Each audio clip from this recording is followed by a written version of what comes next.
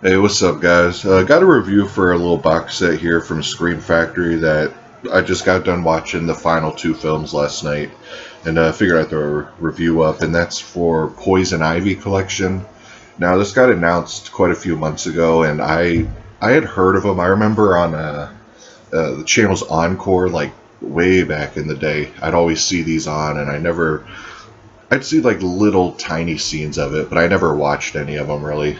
Never knew really anything about them.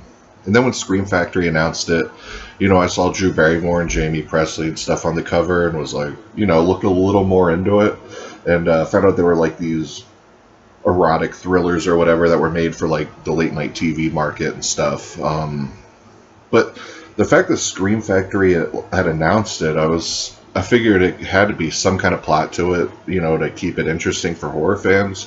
When realistically there really isn't. I'll break it down film by film what I thought of them. Like Poison Ivy 1 is the best one.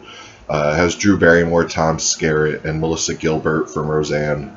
Basically, this is what starts off this whole Poison Ivy thing. Drew Barrymore is like this girl who kind of goes to this prep school. Her whole past is mysterious, and she ends up befriending Sarah Gilbert and basically living with them, and she ends up seducing Tom Skerritt, and she's kind of wanting to replace Sarah Gilbert's mother and be with Tom Skerritt and just kind of like infiltrate this family and, do all that kind of stuff, kill the mother and all that.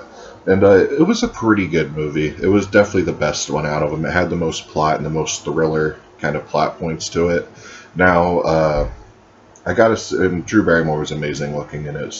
But I gotta say, the transfer was pretty mediocre. It was okay, but there was a lot of grain. Everything was real soft.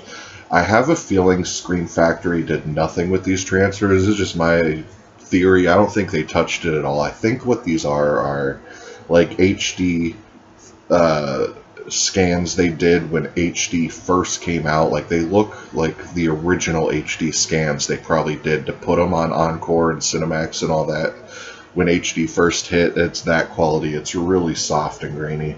No features whatsoever, just a trailer. Now then it goes to Poison Ivy 2, which came out in '96.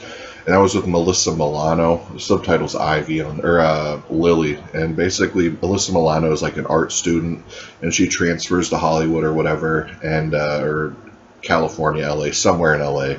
And she ends up finding the diary of Drew Barrymore, which there was no diary in the first one, but we'll roll with it. She ends up finding the diary and, kind of taking over this personality, and she ends up seducing the teacher and all that. And there's some people that kind of die because of that, or you know what I mean? She screws over a lot of people, and it's basically kind of like a retread of the first one, just she's infiltrating a teacher in an art school instead of, a family. And it was okay. It was kind of slow. There was nothing that great about it. There was barely any nudity, which I know that's kind of a weird thing to bring up, but when you're expecting that from these like late night Cinemax type erotic thrillers, it just didn't deliver anything that would make it even worth watching, because it was just boring. Transfer is the same as the first one, kind of actually really mediocre, and just it wasn't a good movie. And there was no features, unfortunately.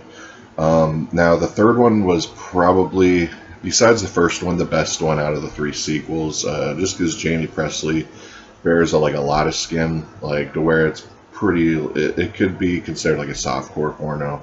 She bears a lot of skin or whatever, but I do like the story too, kind of. It's like it ties it more into the first Poison Ivy.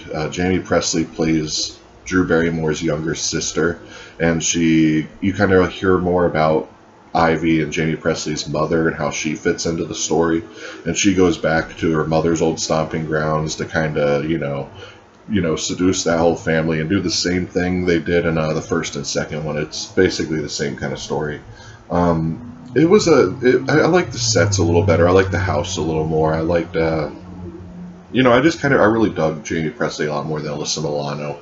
There was a lot more daylight scenes, so the transfer was a little better, but it was still, I think all these transfers, like I said, were done when HD first came out. I don't think Scream Factory touched these at all. So, I'll give my whole overall thoughts on the whole release as a whole after I break the rest of these down. So, you know, Poison Ivy 3, The New Seduction from 97, it was okay. It was the better of the 3 sequels. Now, Poison Ivy, The Secret Society was I looked it up, I think it was a made-for-TV movie for Lifetime. Came out in 2008, so over 11 years later. And it was terrible. It was awful. It was really hard to sit through. It was brutally boring. The movie looked really cheap, like a soap opera. It was bad, brutally bad. I thought the characters sucked, the acting sucked, I thought the lighting sucked. It was just a bad movie. I can actually say nothing good about it. One thing I can say about it is it wasn't like the other Poison Ivy movies. It felt like they kind of tacked that name on or something. Because the chick, she ends up, the main girl, she ends up moving to California from like some western town, and she ends up joining some sorority called the Ivies, and it's kind of like the movie The Skulls from back then, and it's she ends up doing all these like weird things she doesn't want to, because she joined this like cult sorority called the Ivies, and that's the only thing that ties it in, and they have to get these Ivy tattoos. But yeah, it was boring. Now, one thing they did do, I guess you can give Scream Factory credit for, is they include the unrated cuts and the theatrical cuts, so you could finally see them unrated. I mean, they're standard definition inserts. I don't know why they didn't bump them up to HD, because it's not like they had to be found or anything. They did release unrated versions on VHS when these came out, so it is a little weird. And I did forget to say there is an audio commentary by the director for Poison Ivy 1. As far as the overall whole for this thing, I mean, if you're a big fan of the Poison Ivy franchise, I'd say get it. The only reason I bought it is because I'd never seen any of them, and I was kind of interested in them. I wanted to see them. I'm glad I got it. I don't have any regrets as far as that goes, but it ain't something you need to, like, rush out and get. I am kind of...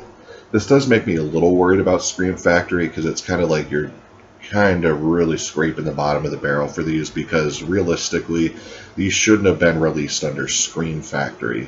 There's not a whole lot of horror about them at all, but it is what it is. I mean, I had a good time watching them besides the last one, so it is what it is. Anyways, guys, I'll see y'all tomorrow. Peace.